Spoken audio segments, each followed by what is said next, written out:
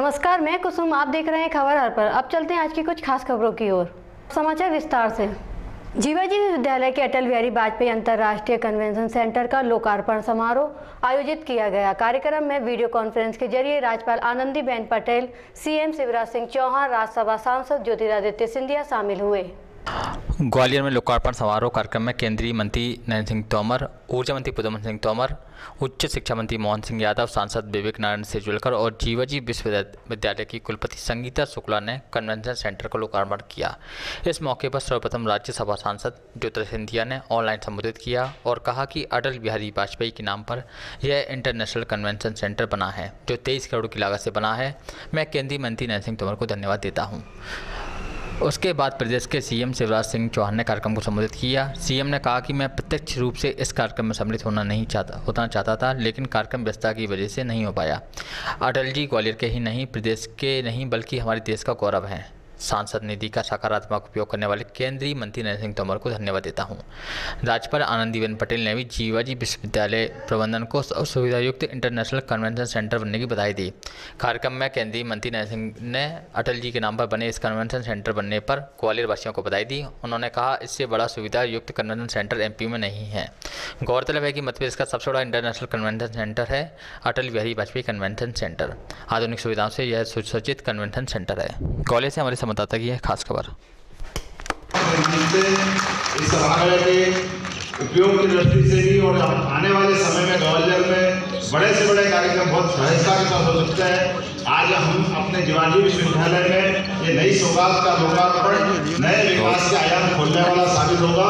मेरी अपनी ओर से कोटि से शुभकामना, बधाई, बहुत बहुत धन्यवाद। जीवन पुष्प चढ़ाने निकले माता के चरणों में हम, तेरा वैभव बदले माँ, हम तीन चार हम सबके मध्य उपस्थित हमारे मध्य प्रदेश की महामहिम राज्यपाल श्रीमती आनंदीबेन पटेल जी, हमारे राज्य के यशस्वी मुख्यमंत्री माननीय श्री शिवराज सिंह चौहान जी, हमारे वरिष्ठ नेता राज्यसभा के सांसद पूर्व केंद्रीय मंत्री माननीय श्री सिंधिया जी, और इस अवसर को और गौरवान्वित करने के लिए हम सबके मध्य विराजमान हमारे राज्य मंत्री माननीय श्री मोहन यादव जी, माननीय ऊर्जा मंत्री श्री प्रद्युम्न सिंह जी, माननीय जानकी मंत्री कुशवाहा जी, हमारे कुलपति श्रीमती संगीता शुक्ला जी, मंच पर विराजमान जीवाजी विश्वविद्यालय के कार्य परिषद के सभी सदस्यगण और विश्वविद्यालय परिवार के सभी सदस्य महानुभाव, आज हम सबके लिए बहुत ही सौभाग्य का विषय है कि लंबे समय से इस सभागार के लोकार्पण की प्रतीक्षा थी। आज वह अवसर गवर्नर साहब और मुख्यमंत्री जी की उपस्थिति में हम सब लोगों को प्राप्त हो रहा है। इस Atal Bihari Vajpayee international convention centre का आज विधिवत लोकार्पण संपन्न हो गया है। इस अवसर पर मैं विश्वविद्यालय परिवार और सभी ग्वालियर वासियों को अपनी ओर से बहुत बहुत शुभकामनाएं देना चाहता हूं। मुझे इस बात का भी गौरव है कि जीवाजी विश्वविद्यालय में जो अटल बिहारी वाजपेयी जी के नाम पर सभागार बना है, यह मध्य प्रदेश का इकलौता सभागार है। इतना अच्छा, इतना बड़ा, इतना सुसज्जित, इतना सुविधायुक्त पूरे मध्य प्रदेश में कोई दूसरा सभागार नहीं है।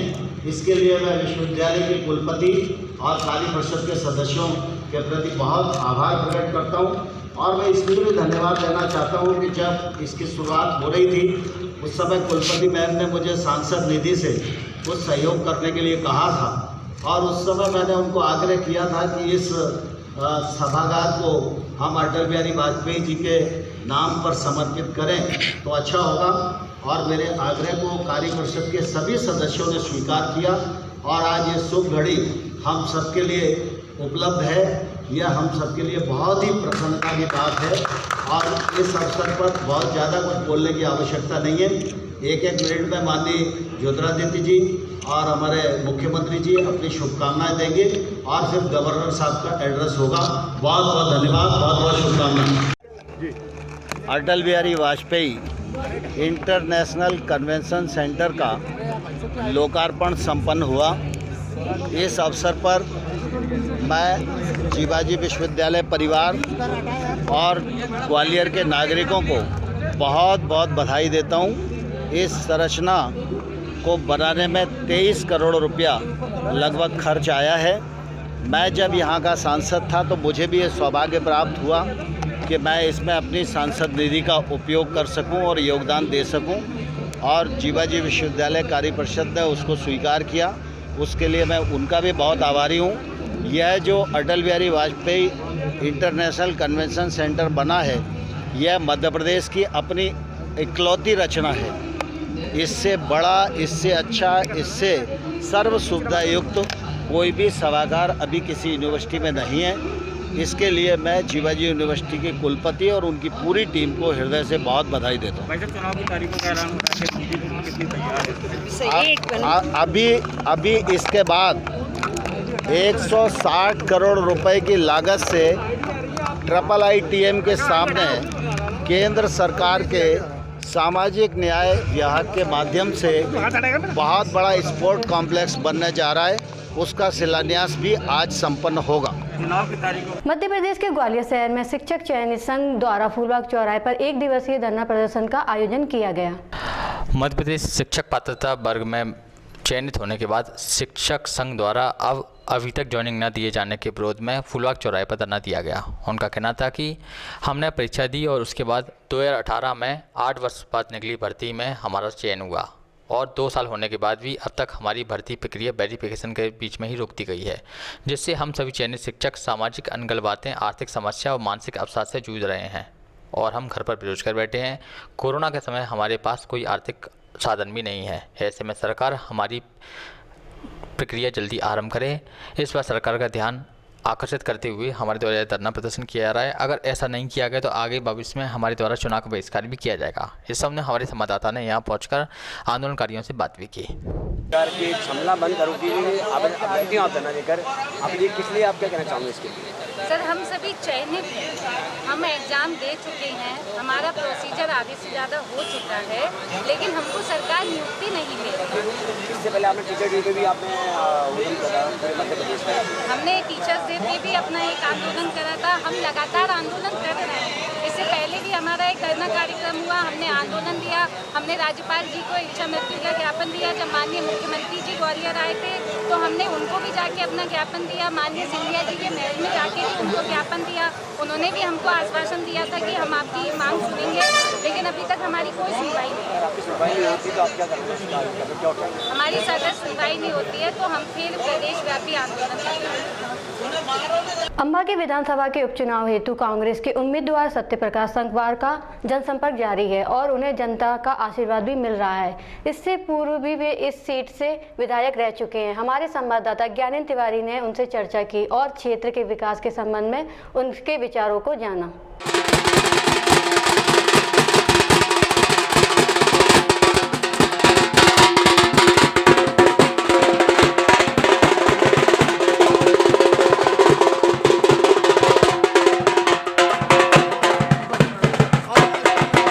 देखिए, मैं यहाँ पूर्व में भी विधायक रहा हूँ और विधायक रहते हुए मैंने पूरे क्षेत्र में पहली बात तो अपने को कभी विधायक नहीं माना है।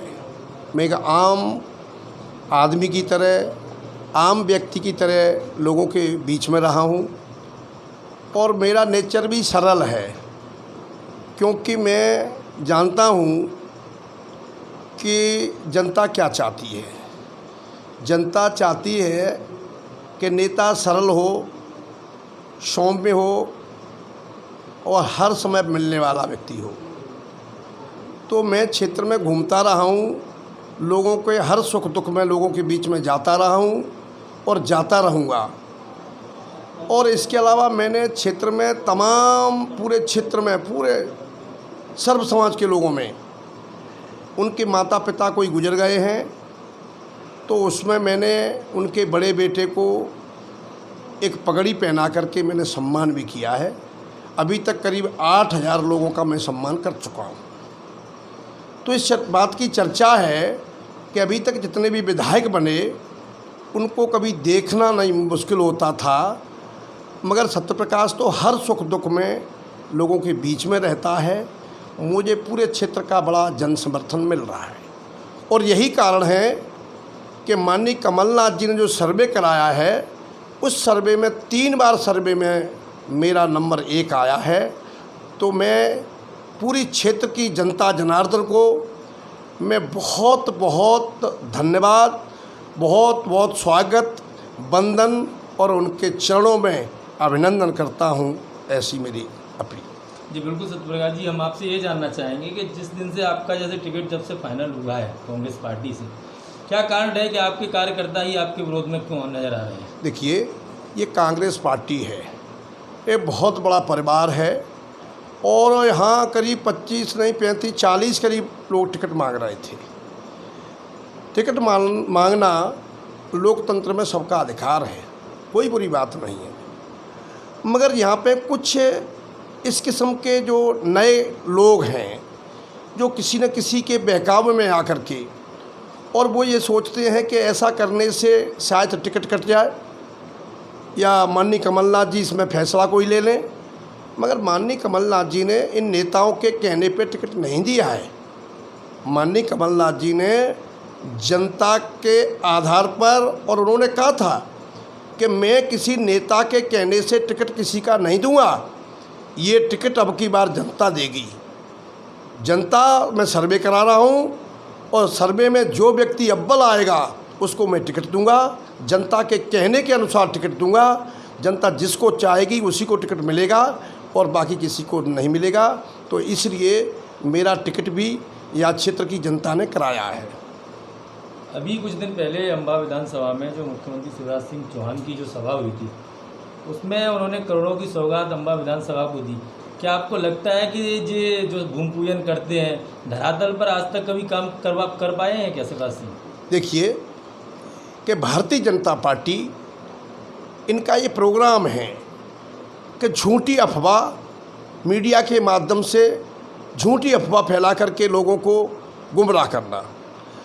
और इन्होंने आज तक कोई भी काम नहीं किया। 15 साल में मैं कह रहा हूँ मध्य प्रदेश बहुत पीछे गया है। लोगों के साथ में तमाम बलात्कार हुए, हत्याएं हुई, दलितों की हत्याएं हुई और अपहरण हुए और व्यापम जैसे घोटाला जो पूरी दुनिया को शर्मसार करने वाला था वो हुआ। किसानों के ऊपर गोलियां चलाई गईं, या तो जनरल डायर ने गोली चलाई या फिर भारतीय जनता पार्टी की सरकार ने गोली चलाई, शिवराज सिंह ने गोलियां चलाईं। ये हमारे देश के लिए बड़े शर्म की बात है।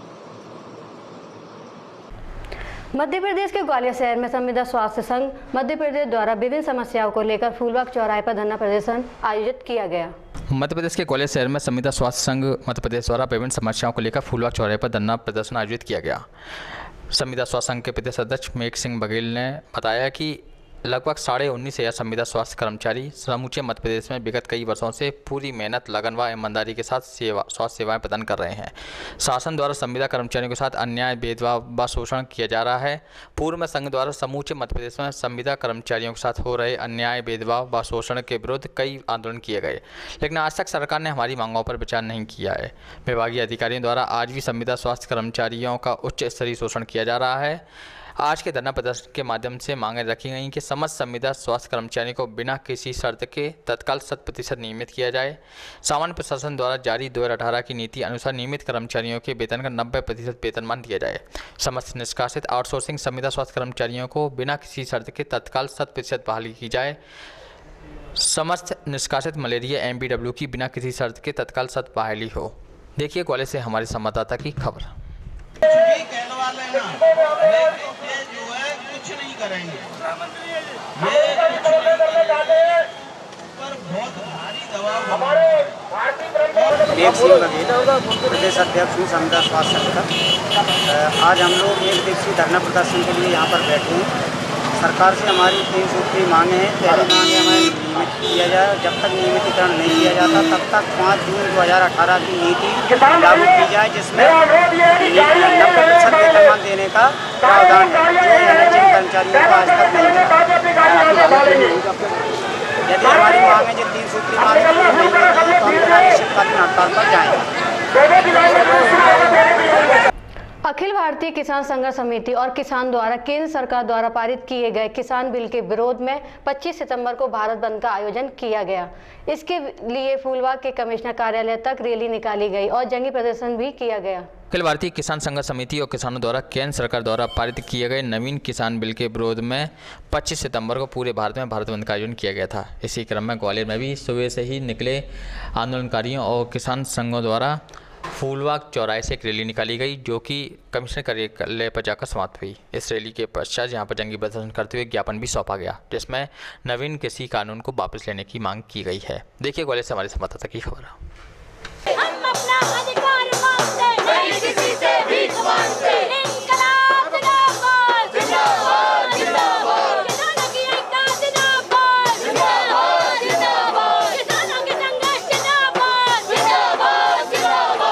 मंडी खत्म नहीं चलेगी, नहीं चलेगी, नहीं चलेगी। मंडी खत्म नहीं चलेगी, नहीं चलेगी, नहीं चलेगी। एमएसपी लागू करो, लागू करो, लागू करो। एमएसपी लागू करो, लागू करो, लागू करो।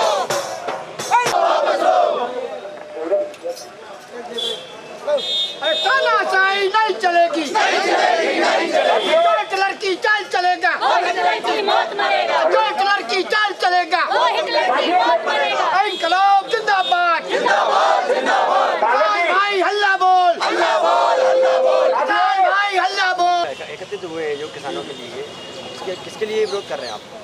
आज हमारे किसानों के खिलाफ जो लोकसभा में काला कानून पास हुआ है, हमारे किसानों को गुमराह कर जो कानून पास हुआ है, उसके खिलाफ आज हम विरोध कर रहे हैं। हमारे किसान पढ़े लिखे हैं, समझदार हैं।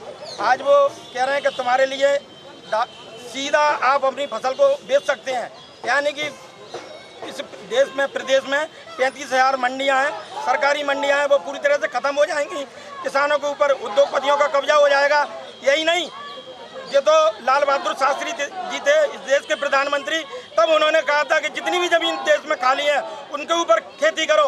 वो लाल बहादुर शास्त्री जिन्होंने अपने लॉन में खेती करके यहाँ पर जो दिखाया था कि हम किसानों के हितैषी हैं, आज जो मोदी जी उनसे भी बड़े हो गए। बाबा साहब अम्बेडकर ने कानून बनाया लोकसभा विधानसभा में कि कानून वोट के आधार पर पास होना चाहिए। राज्यसभा में इनका बहुमत नहीं है भारतीय जनता पार्टी का, उसके बाद में भी इन्होंने काला कानून बनाकर दादागिरी से मोदी ने हिटलरशाही नीति बनाकर वहाँ पर कानून पास करवा लिया। ये किसानों को दिख रहा है। आज किसान भूख से मर रहा है, आत्महत्या कर रहा है। हमारे लोग सूखा से पीड़ित हैं, हमें खाद उर्वरक सब्सिडी नहीं मिल रही, ये तो हमें सुविधा दे नहीं रहे। ऊपर से हमारे ऊपर अडानी को सौंपना चाहते हैं, जो अंबानी है, जो जियो का आज मालिक है। BSNL को खत्म कर दिया, रेल को खत्म करना चाहते हैं। किसान आज हमारा जो किसान है, इसके ऊपर पूरा देश टिका है। चीन में हमारे जवान मर गए, लेकिन किसान ने कसम खाई है, हमने इस देश को अपने खून पसीने से सींचा है। मोदी जी, आने वाले समय में हम तुम्हें नेस्तनाबूद कर देंगे। इन्हीं बातों को लेकर आए हम कलेक्टर साहब की मांग में कार्रवाई पूरी नहीं हुई तो आप क्या करेंगे? ये आज प्रति आंदोलन है, शुरुआत है आंदोलन की। ये लड़ाई हमें भी मालूम है लंबी चलेगी, और जब तक किसानों को न्याय नहीं मिल जाता, रोडों पे खून बहेगा, तो उसके लिए भी हम तैयार हैं। लेकिन इस मोदी को यहाँ चैन से नहीं बैठने देंगे। किसानों के अधिकार के लिए हम रोडों पे लड़ाई लड़ेंगे। स्कूलों का भी विद्युतीकरण करें, हमारे बच्चे कहाँ पढ़ेंगे आगे? हम किसानों के बच्चों को कैसे? दिनारा क्षेत्र में कार्यरत अतिथि शिक्षकों ने कहा है कि यदि उनकी मांग नहीं मानी गई तो वे उपचुनाव का बहिष्कार करेंगे। दिनारा क्षेत्र में कार्यरत अतिथि शिक्षकों ने आंदोलन शुरू कर दिया है। उनका कहना है कि अगर उनकी मांगें पूरी नहीं की गई और उन्हें नियमित नहीं किया गया तो उनके द्वारा आगामी विधानसभा के उपचुनाव में बहिष्कार किया जाएगा, क्योंकि जब सरकार उनकी मांगें मानने को तैयार नहीं है तो ऐसे में वे क्यों किसी भी प्रक्रिया में भाग लें। ऐसे में उनके द्वारा लगातार मांगें उठाती जा रही हैं और कई सालों के बाद भी उनको नियमित नहीं किया गया है। देखिए दिनारा से हमारे संवाददाता अनुराग द्विवेदी की यह खास खबर। का वेतन नहीं दिया गया और लॉकडाउन अवधि का वेतन नहीं दिया गया तो हम सभी अति शिक्षक बीजेपी सरकार का उपचुनाव में विरोध करेंगे तथा दूसरी पार्टी का समर्थन करेंगे तथा हमारे घर परिवार रिश्तेदार तथा हमारे पढ़ाए हुए बच्चों। नगर निगम के कर्मचारियों ने वेतन न मिलने पर फूलबाग चौराहे पर धरना दिया और वेतन देने की मांग की। नगर निगम के कर्मचारियों ने वेतन न मिलने पर फूलबाग चौराहे पर धरना दिया। इसमें आउटसोर्सिंग के कर्मचारी सहित कई अन्य कर्मचारी भी थे, जिनका आरोप है कि पिछले कई महीनों से उन्हें वेतन नहीं दिया जा रहा है। इसके लिए कई बार नगर निगम आयुक्त को भी ज्ञापन दिया गया, शिकायत दी गई, लेकिन अब तक उनकी शिकायत पर कोई कार्रवाई नहीं की गई है। ऐसे में वे आर्थिक बदहाली का सामना कर रहे हैं। उनके द्वारा कहा गया कि अगर उनका वेतन नहीं दिया गया तो आंदोलन को और उग्र किया जाएगा। देखिए हमारे संवाददाता से उनकी बातचीत। कहना चाहता हूं कि जो हमारे समाज की लड़ाई के लिए तत्पर तैयार रहते हैं हमारे सुधीर नागौर जी की टीम, और खासकर उस टीम के साथ मैं धन्यवाद देना चाहता हूं कि हमारी जो है कहने महिला जो है हमारे बीच में आकर आगामी उपचुनाव के लिए भारतीय जनता पार्टी के ग्वालियर चंबल संभाग के लिए चुनावी कार्यालय का शुभारंभ गुरुवार की शाम को मुख्यमंत्री शिवराज सिंह चौहान, केंद्रीय मंत्री नरेंद्र सिंह तोमर और सांसद ज्योतिरादित्य सिंधिया द्वारा किया गया। इसके लिए आकाशवाणी के सामने स्थित होटल रमाया को लिया गया है। इसमें उपचुनाव के लिए अति आधुनिक सिस्टम की व्यवस्था भी की गई है।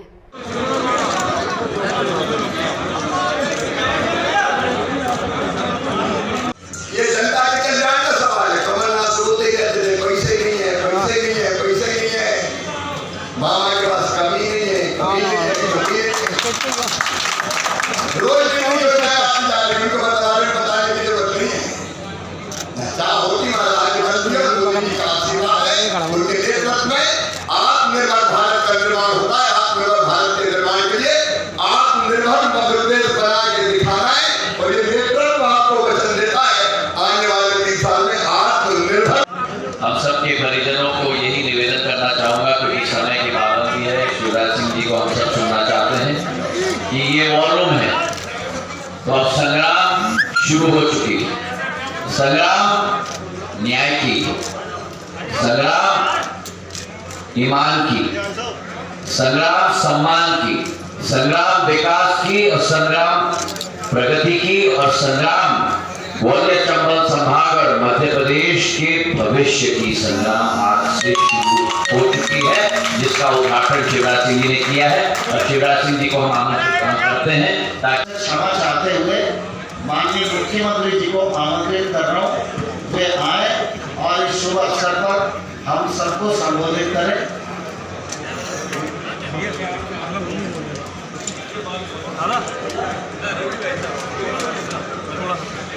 अभी हमारे राज्यसभा के सांसद माननीय श्री ज्योतिरादित्य सिंधिया जी को अनुरोध करूंगा वो संक्षिप्त में हमको संबोधित करें, और उसके बाद मुख्यमंत्री जी संबोधित करेंगे। आपको बताया था कि मैं दूसरों पर टिप्पणी नहीं करता। हमारी पार्टी पूर्ण रूप से तैयार है, पूर्ण रूप से चुनाव जनता के आशीर्वाद से। बीजेपी की अधिकृत सूची कब आएगी? आ जाएगी, तो ऑलरेडी है। आपको भी मालूम है। गोविंदपुरी में महिला के साथ छेड़छाड़ करने वाले 3 और आरोपियों को विश्वविद्यालय थाना पुलिस ने गिरफ्तार किया है। कुछ दिनों पहले गोविंदपुरी क्षेत्र में एक महिला के साथ उसके पति के सामने की गई छेड़छाड़ के आरोप में 3 आरोपियों को गिरफ्तार कर लिया गया है, जबकि एक आरोपी को पूर्व में ही गिरफ्तार किया जा चुका है। विश्वविद्यालय थाना पुलिस ने अब 4 आरोपियों को गिरफ्तार कर लिया है और इनसे पूछताछ की जा रही है। वहीं दूसरी ओर इस मामले में लोगों में भी काफ़ी आक्रोश देखा जा रहा था, और जब एक आरोपी को पकड़ा गया तो कई महिलाएं भी उसे मारपीट करने के लिए सड़क पर आ गई थीं। देखिए हमारे संवाददाता की यह खबर। कोलारस में किसानों के द्वारा एक ज्ञापन एसडीएम को नई कृषि बिल के विरोध में दिया गया। किसान संघर्ष समन्वय समिति के देशव्यापी भारत बंद के आह्वान की कड़ी में कोलारस में सैकड़ों किसानों ने इकट्ठे होकर सबसे पहले कृषि उपज मंडी कार्यालय के सामने धरना दिया। किसानों ने काले कानून वापस लेने, समर्थन मूल्य पर खरीदी सुनिश्चित करने का कानून बनाने, लागत से डेढ़ गुना दाम देने, कर्ज माफी सहित किसानों के कई मुद्दे उठाए। हाल ही में बाजरे की फसल आई हुई है। बाजरे की फसल के समर्थन मूल्य पर सरकारी खरीद तत्काल शुरू करने की मांग भी किसानों द्वारा की गई। मध्य प्रदेश किसान सभा के बैनर तले किसानों ने रैली निकालकर तहसील कार्यालय पर जोरदार प्रदर्शन किया। राष्ट्रपति के नाम संबोधन करते हुए तहसीलदार सुब्रता त्रिपाठी को एक ज्ञापन भी दिया गया है। इस मौके पर आम सभा भी हुई, जिसमें मध्य प्रदेश किसान सभा के प्रांतीय उपाध्यक्ष अशोक तिवारी ने कहा कि कोविड-19 की आड़ में केंद्र सरकार संसद में लोकतंत्र का पटापेश करते हुए किसान विरोधी कानून लाई है। केरल से हमारे संवाददाता ज्ञानंद तिवारी की खबर। किसान मजदूर विरोधी भाजपा सरकार होश में आओ। किसान मजदूर विरोधी भाजपा सरकार होश में आओ। कौन बनाता हिंदुस्तान? कौन बनाता हिंदुस्तान? मजदूर किसान विरोधी नीतियां लादना बंद करो। मजदूर किसान विरोधी नीतियां लादना बंद करो।